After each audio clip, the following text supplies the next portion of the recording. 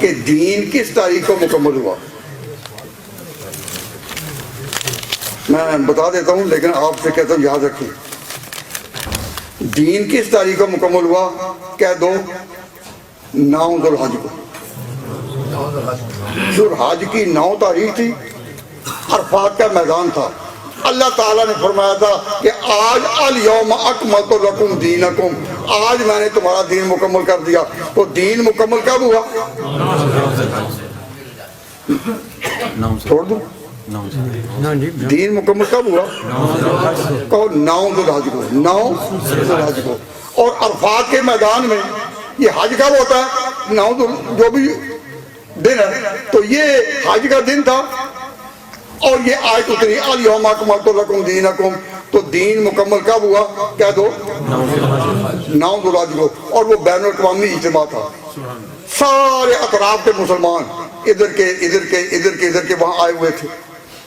اللہ تعالیٰ نے آج میں نے تمہارا دین مکمل کر دیا.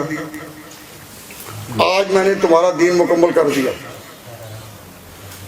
تو دین ہوا 9 ذوالحج کو مکمل. جب حج ہو گیا تو سارے حاجیوں کے قافلے اپنے اپنی سمتوں جا نکلے.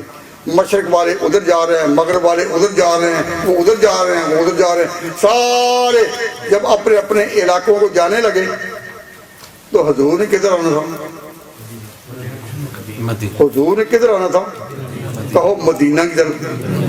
یعنی حج تو مکہ کا علاقہ ہے جہاں ہوتا ہے، لیکن اس کے بعد آپ کوئی اپنے اپنے وطن کو جائے تو حجۃ الوداع کے بعد حضور نے کہاں آنا تھا؟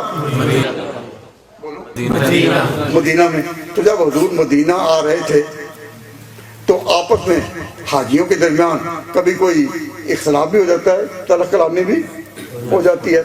تو کچھ صحابہ میں آپس میں کسی بات پر کوئی اختلاف ہو گیا. حضرت علی مرزا اور کوئی اور، ان دونوں میں خیالات کا کوئی ٹکراؤ ہو گیا.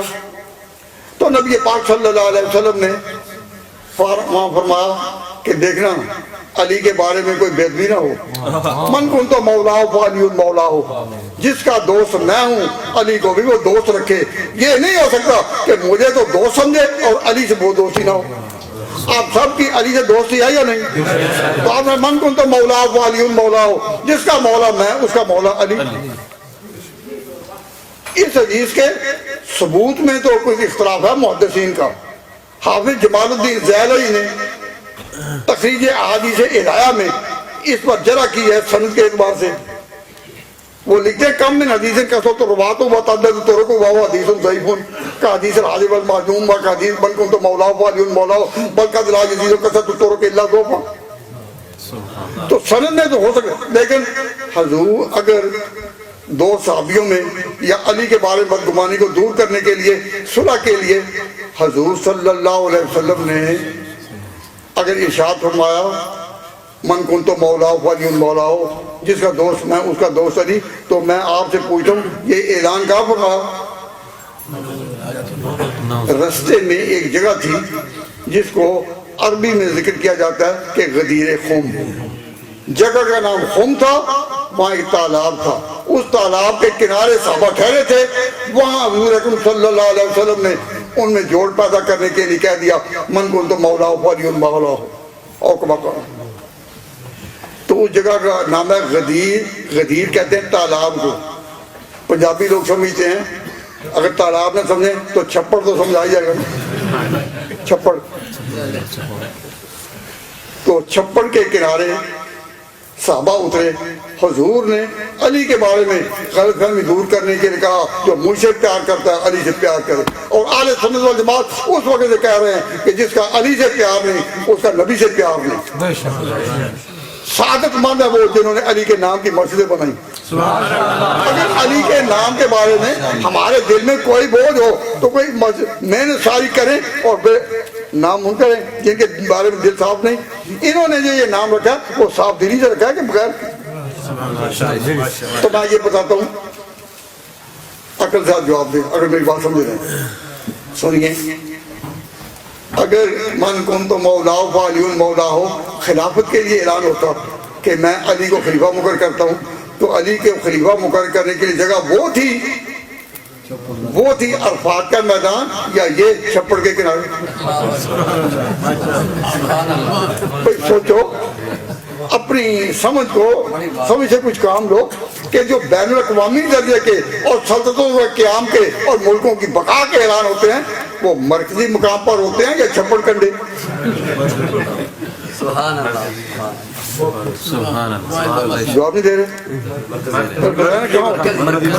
ہاں، مرکزی مقام پر اگر خلافت علی کا اعلان ہونا ہوتا تو اعلان کہاں ہوتا؟ عرفات میں۔ جو یہاں اعلان ہوا وہ پھر مرکزی نوعیت کا نہیں، خلافت کا نہیں، نظم مملکت کا نہیں، سلطنت کا نہیں، یہ جو اختلاف ہے یہ جزئی ہے۔ اس سے یہ پتہ چلا، میں کہا کرتا ہوں ان دوستوں سے جو کہتے ہیں کہ جی یہ خلافت کا اعلان تھا، تو میں کہتا ہوں تو خلافت کا اعلان کہاں ہوا؟ کہ غدیر خم میں۔ تو جب غدیر خم میں ہوا تو کیا تاریخ تھی؟ 18 ذوالحج۔ تو دین مکمل کب ہوا تھا؟ 9 ذوالحج۔ دین مکمل کب ہوا تھا؟ 9 ذوالحج کو۔ اور غدیر خم کا واقعہ کب پیش آیا؟ 18 ذوالحج کو۔ تو 18 ذوالحج کو جو چیز بھی ہو وہ انتظامی درجے کی ہو سکتی ہے، اصول دین میں سے نہیں ہو سکتی۔ اہل سنت والجماعت کا عقیدہ ہے کہ خلافت اصول یہ ایک انتظامی امور میں سے ہے۔ جہاں مسلمان قوم رہتی ہو ان کا کوئی آخر نظام ہوگا تو یہ انتظامی امور میں سے ہے، آسمانی امور میں سے نہیں۔ آسمانی امور میں آخری مرتبہ ختم نبوت کا ہے، اس کے بعد کوئی آسمانی مرتبہ نہیں ہے۔